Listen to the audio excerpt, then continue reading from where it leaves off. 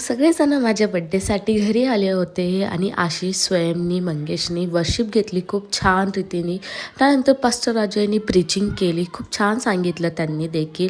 आणि सगळेजण मस्त बसले होते आणि मग माझ्यासाठी सगळ्यांनी मिळून प्रेयर केली. पास्टर गौरवनी त्यांनी सगळ्यांनी. आणि तुम्ही केक बघा, जर तुम्हाला हा केक आवडला असेल तर नक्की मला कमेंटमध्ये सांगा. मी तुम्हाला नक्की स्नेहलचा ID टॅग करून देईल, तिने खास माझ्यासाठी बनवला होता.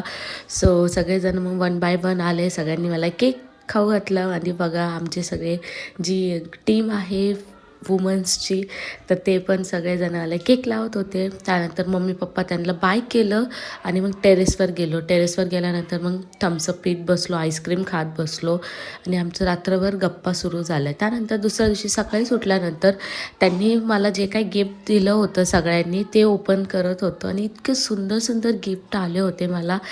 Thank you so much guys for your love, thank you so much. आणि मग गिफ्ट्स ओपन केले आणि मग मंगेश सर माझी अशीच मस्ती चालू होती.